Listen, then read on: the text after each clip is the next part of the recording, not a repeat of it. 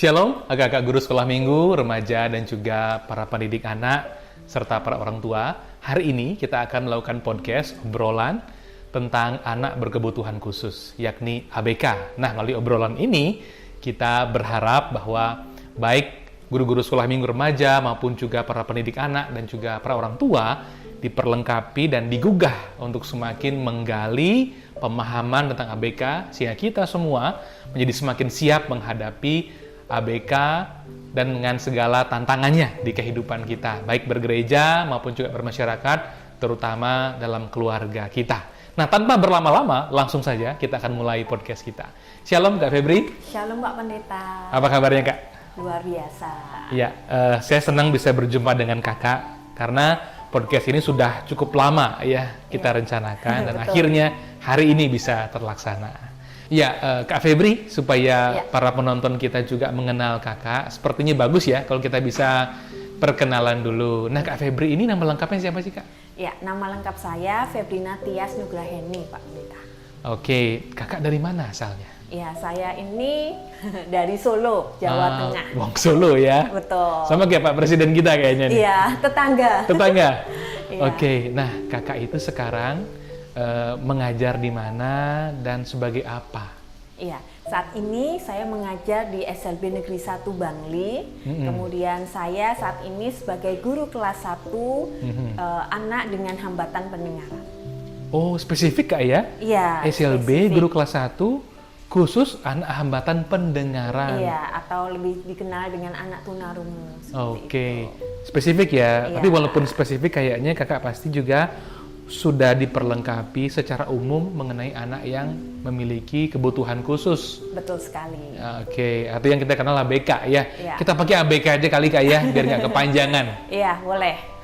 Ya Kak, sudah berapa lama Kak mengajar di SLB di Bangli?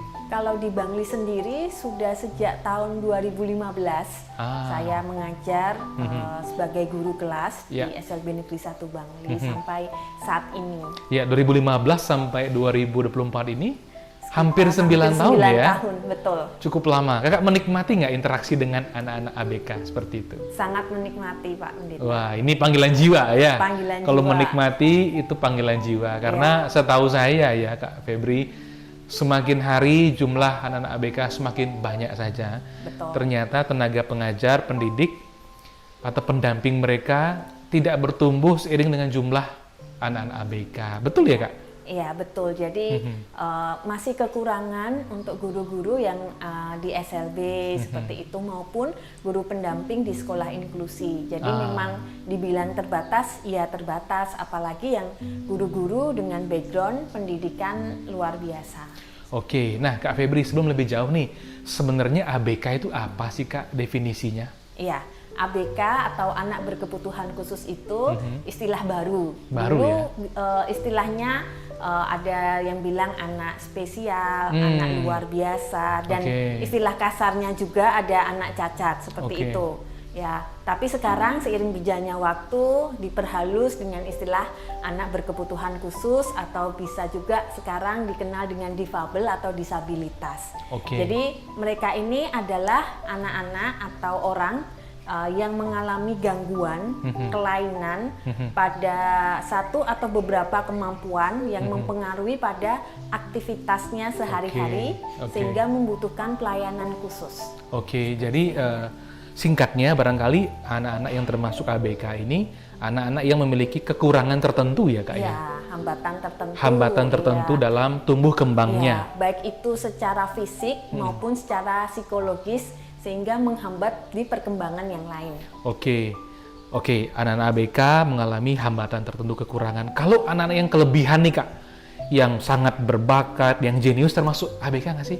Iya, jadi seperti anak-anak berbakat, kita menyebutnya cerdas istimewa, atau gifted and talented, itu juga masuk ke dalam anak berkebutuhan khusus. Seperti itu. Ya. Karena jadi, mereka butuh pelayanan khusus. Yang katakanlah mengalami hambatan maupun yang terlalu cepat ya perkembangannya, dua-duanya tergolong ABK ya Kak? Iya, tergolong dalam anak berkebutuhan khusus. Kalau anak-anak yang disabilitas nih Kak, apakah itu juga termasuk ABK Kak? Iya. Yang tuna tunarungu, tunawicara, tunagrahita termasuk ya Kak? Iya, jadi disabilitas ini adalah istilah lain dari anak berkebutuhan khusus. Nah, anak berkebutuhan khusus seperti tadi sudah saya jelaskan, Pak. Jadi kan memang mereka mengalami gangguan, kelainan dalam perkembangannya baik secara fisik maupun psikologi. Seperti anak-anak yang kita sebut tadi tunarungu, tunawicara, mereka kan mengalami hambatan secara fisik sehingga juga disebut sebagai anak berkebutuhan khusus atau disabilitas. Nah, kalau kita coba kelompokkan nih Kak ya, kayaknya kan banyak nih ya, baik yang hambatan maupun yang kelebihan dan lain sebagainya. Itu kalau kita boleh kelompokkan, ada berapa kelompok sih Kak anak-anak ABK itu? Sebenarnya banyak sekali Pak Pendeta, tapi yang sering kita temui sehari-hari ini itu lebih ke sekitar 6 atau 7 jenis. Ya, 6, tapi saya akan coba yang paling umum kita temui. Yang paling umum dulu itu yang pertama adalah anak dengan hambatan penglihatan atau tunanetra. Ya, kalau anak dengan tunanetra jelas yang mengalami hambatan itu penglihatannya. Tapi itu juga bisa dikategorikan yang ringan, yang masih ada sisa pencahayaan juga masih bisa melihat, itu low vision. Kalau yang berat itu blind atau buta total. Seperti itu. Itu yang tunanetra. Ya. Ada lagi Kak yang sampai ke 6 jenis tadi itu? Ada. Selanjutnya yang kedua adalah anak dengan hambatan pendengaran. Atau tadi yang Pak Pendeta sebut tunarungu wicara. Mereka mengalami berkaitan ya? Iya, pendengaran mempengaruhi dalam mereka berbicara. Karena kan suara yang masuk, kalau tidak ada suara otomatis itu juga akan mempengaruhi wicaranya. Seperti itu. Itu mempengaruhi komunikasinya juga, mempengaruhi di dalam mengakses informasi. Yang ketiga benar, ada anak dengan hambatan intelektual. Ya, jadi anak-anak dengan hambatan intelektual ini mereka memang IQ-nya biasanya di bawah rata-rata. Seperti itu. Kemudian yang keempat Kak? Keempat itu anak dengan hambatan motorik atau kita sebut dengan tunadaksa. Mereka mengalami lumpuh, kemudian bisa amputasi, cerebral palsy, polio, itu disebut anak dengan hambatan motorik. Yang kelima anak dengan hambatan emosi dan perilaku, disebut juga dengan tunalaras. Jadi ini anak-anak yang punya perilaku menyimpang yang sangat mengganggu.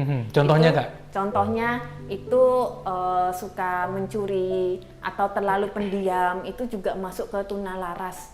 Kalau terlalu banyak bicara? Terlalu banyak bicara. Itu ada nggak sih termasuk di situ? Talkative ya?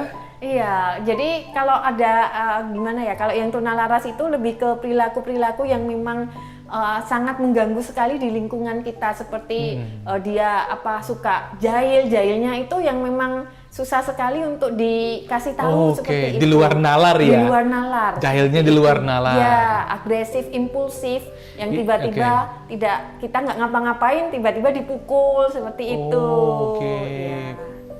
Ya, menarik ya. Yang ke-6 sekarang ya? 6, itu ada anak autis yang sering kita dengar. Atau bisa autisme seperti itu kan penyebutannya. Jadi dia juga ada masalah sosial, masalah emosi dan perilaku, kesulitan untuk bisa berinteraksi dengan orang lain.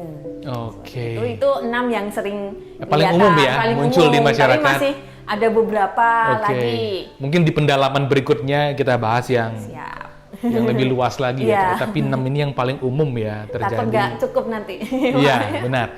Nah Kak, sebenarnya anak yang termasuk ABK ini Kak, sejak umur berapa sih Kak bisa dideteksi?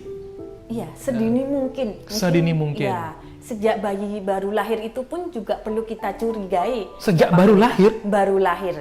Gimana itu Kak? Ya, jadi contohnya anak tunarungu wicara itu biasanya kalau dia lahir itu nggak nangis. Tidak menangis? Tidak menangis, itu yang perlu diwaspadai juga. Tapi memang kalau tidak menangis belum tentu dia tunarungu wicara juga, tapi itu bisa menjadi salah satu sinyal yang perlu kita waspadai seperti itu. Kemudian waktu bayi itu ketika diajak berinteraksi, ada respon atau tidak seperti itu juga perlu kita curigai kalau nggak ada respon. Seperti dipanggil nama ya, dia noleh nggak sih? Nama, noleh atau enggak, atau lebih banyak melihat yang lain seperti itu, atau sejak bayi suka sesuatu yang berputar itu bisa arahnya ke autis juga. Tapi kayak banyak anak suka sesuatu yang berputar Kak. Kipas angin, pedal sepeda itu kayak menarik. Iya, seperti itu. Jadi memang sejak dini, sejak bayi, apalagi juga kalau contohnya Down syndrome. Down syndrome itu sejak bayi sudah kelihatan dari fisik bayinya itu Pak. Kalau memang pasti ada yang menunjukkan hambatan, nah itu bisa segera dibawa ke dokter anak atau ke ahli tumbuh kembang untuk konsultasi seperti itu. Nah Kak, mengenai anak ABK tadi yang sejak bayi sudah bisa dideteksi gitu, itu sebenarnya apakah mereka itu punya dosis yang beda-beda nggak sih Kak? Atau sama semua kalau sudah begitu modelnya, ya pastilah ini seperti itu penanganannya, atau ada dosis yang mungkin tidak sama satu dengan yang lain, anak-anak yang termasuk ABK itu Kak? Kita sebut levelnya berbeda. Oh, level ya? Levelnya, iya, ada. Kadar ke-ABK-annya itu. Kadar ke-ABK-annya. Ternyata beda-beda ya masing-masing anak ya? Iya. Ada tesnya Kak, biar kita tahu ini level ringan, level menengah, level berat tuh ada tesnya kembali lagi tergantung kebutuhan khususnya Pak Pendeta. Jadi mungkin dimulai dari yang paling awal dulu itu tahap identifikasi. Identifikasi itu ya, itu tadi dari awal sejak dari bayi atau sejak dari bayi, balita, kok ini anak kok beda responnya dengan yang lain. Artinya sejak awal sudah kelihatan beda. Iya, itu yang identifikasi itu bisa dari orang terdekat, itu keluarga, orang tua. Kok anak ini pertumbuhannya kok terhambat seperti itu, kok nggak seperti yang lainnya, itu identifikasi dulu. Kalau terus dilihat lagi ternyata memang ada memang berbeda, nah itu perlu kita melakukan konsultasi ke ahli tumbuh kembang maupun ke dokter anak seperti itu. Ya, ada yang belum terdeteksi nih sejak bayi. Ternyata saya dengar-dengar ada juga yang terdeteksinya sejak balita gitu mungkin Kak. Itu berarti yang balita baru terdeteksi lebih ringan ya cenderung ya? Karena lebih belakangan terdeteksinya. Tidak juga. Tidak juga. Mungkin nggak aware aja ya orang tuanya. Iya, kurang aware aja. Kalau sebenarnya anaknya itu mengalami kebutuhan khusus, tapi mungkin selama ini ya paling terlambat seperti itu. Jadinya akhirnya ya kurang tertangani seperti itu. Biasanya kalau nggak katakanlah terdeteksi sejak bayi, balita pastilah terdeteksi ya.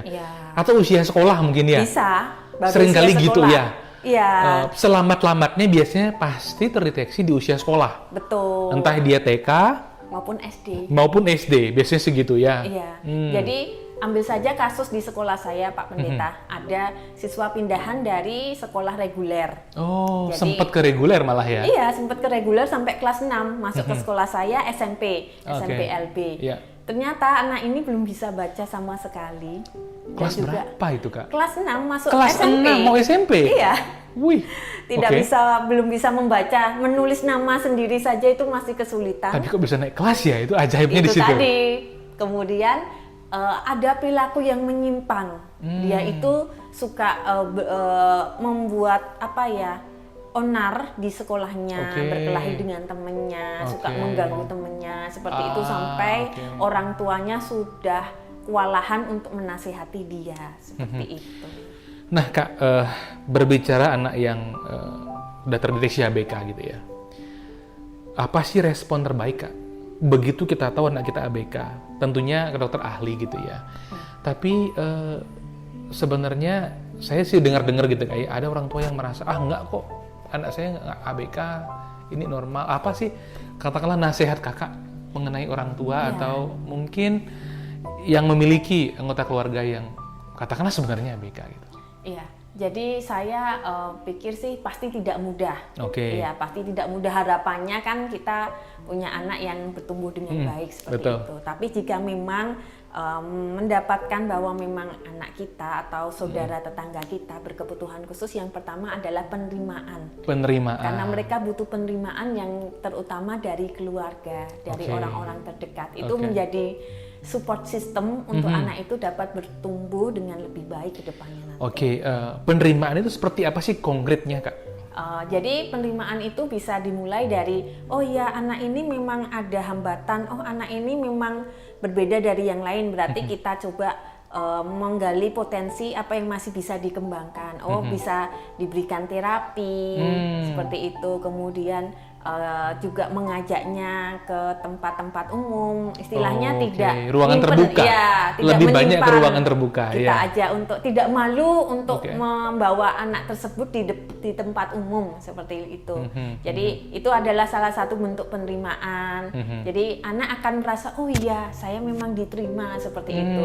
Karena kita tahu waktu dulu itu banyak juga kan anak-anak yang simpan orang tuanya, tidak disembunyikan ya. Barangkali orang tuanya merasa malu gitu ya. Betul, iya. Padahal sosialisasi kemudian rasa diterima itu penting untuk anak-anak sebelum dia nantinya akan mendapatkan pendidikan. Jadi sekalipun anak itu ABK, mereka itu merasakan ya bahwa mereka itu diterima, dikasihi, itu merasa ya Kak ya? Merasa. Jadi begini Pak Pendeta, itu juga terjadi di sekolahan saya.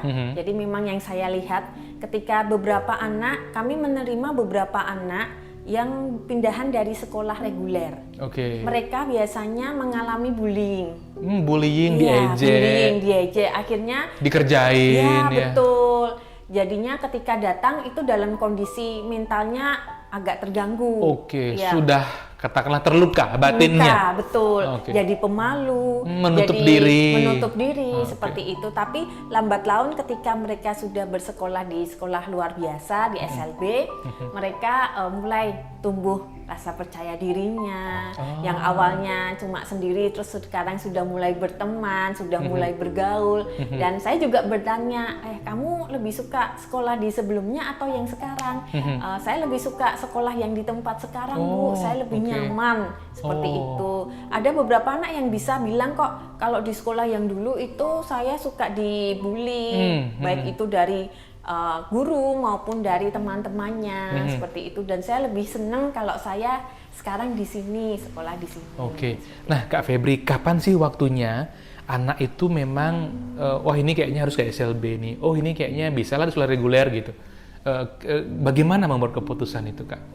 Yang mana yang duluan? Apakah ke SLB duluan nanti sudah lebih katakanlah lebih bisa berinteraksi, lebih bisa berfungsi baru pindah ke reguler, atau coba di reguler dulu nggak bisa baru pindah ke SLB? Gimana sih Kak? Yang pertama adalah ke ahli tumbuh kembang atau psikolog dulu. Minta rekomendasi Minta rekomendasi, betul sekali. Jadi itu juga berlaku di sekolah kami Pak. Jadi sebelum anak-anak diterima di sekolah di SLB harus ada surat rujukan lah istilahnya. Rujukan dari psikolog untuk tes IQ atau dari dokter THT jika memang dia tunarungu, atau mungkin dari tumbuh kembang, ahli tumbuh kembang kalau memang anak ini bermasalah atau anak ini mengalami gangguan kelainan dan disebut berkebutuhan khusus, pasti nanti akan direkomendasikan untuk di sekolah luar biasa. Ya walaupun barangkali mungkin aja rekomendasinya bisa berubah Kak ya. Awalnya kayaknya bisa nih di reguler, di inklusi mungkin ya. Sekolah yang menerima baik yang ABK maupun non ABK. Tapi ternyata kok agak sulit ditangani di sini. Akhirnya berubah rekomendasinya. Bisa ke SLB. Gitu. Tergantung itu tadi level kebutuhan khususnya seperti itu. Nah Kak Febri, anak yang ABK itu mungkin nggak suatu hari nanti bisa bekerja, diterima di sebuah instansi begitu, mandiri secara finansial dan juga mandiri di kehidupan bermasyarakat? Apakah mungkin bisa begitu Kak? Mungkin sekali. Mungkin sekali. Dan sudah banyak yang menunjukkan hal tersebut Pak Pendeta. Ada nggak salah satu contoh konkret dah Kak? Iya, salah satu contoh konkret yang juga menjadi inspirasi buat saya itu adalah Ibu Angki Yudhistia. Ibu Angki Yudhistia? Iya, beliau adalah staf khusus presiden yang mengalami hambatan pendengaran, tapi mampu menunjukkan kemampuannya sebagai staf khusus presiden dan juga saat ini terus berjuang untuk inklusivitas bagi kaum disabilitas. Wow, luar biasa ya. Nah, ada nggak contoh yang lain lagi Kak selain staf presiden? Ada juga atlet dari Bali, yaitu namanya Ninengah Widiasih. Ninengah Widiasih. Ya, beliau adalah atlet angkat besi. Mengalami hambatan motorik atau tunadaksa, tapi cemerlang dalam bidang olahraga angkat besi. Ya, walaupun beliau mengalami hambatan secara fisik ya, tetapi ternyata masih bisa Bisa. Bahkan bisa berfungsi di olahraga yang juga menuntut fisik. Betul sekali. Angkat besi. Iya, betul sekali. Wah, Pak luar Frit. biasa. Kak, Dan ya. masih banyak lagi di bidang-bidang yang lain. Jadi anak-anak berkebutuhan khusus ini punya masa depan asal kita memberikan kesempatan, kita memberikan hak yang sama untuk mereka boleh belajar, boleh mengenyam pendidikan. Saya percaya masa depan mereka juga cemerlang. Nah, itu dia ya. Terima kasih banyak loh Kak Febri. Ya. Mungkin sebelum kita menuju ke closing ya, statement kita, mungkin bisa minum dulu tehnya ini Kak. Iya, siap. Ya, kita.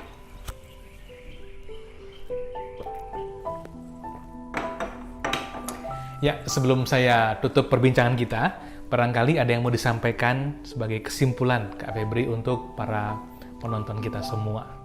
Ya, jadi harapan saya kalau mungkin kita bertemu atau menemukan anak-anak dengan berkebutuhan khusus, mari kita rangkul, mari kita terima. Mereka bukan butuh dikasihani, tapi mereka membutuhkan kesempatan yang sama untuk bisa mendapatkan hak-haknya sama seperti kita. Ya, terima kasih. Nah, kalau boleh saya simpulkan, para kakak-kakak semua maupun juga pegiat anak dan para orang tua, intinya adalah anak ABK punya masa depan, Kak ya. Iya, betul. Anak ABK punya masa depan, jadi jangan kecil hati. Kalau itu adalah anak kita atau bagian dari keluarga kita, komunitas gereja kita, dengan penanganan yang sedini mungkin, mereka pun juga akan bisa berfungsi di masyarakat sesuai dengan kelebihan-kelebihan yang mereka miliki. Ya, demikian Kak Febri. Terima kasih banyak atas perbincangannya. Tuhan Sama-sama, memberkati Pak. kita, Kak.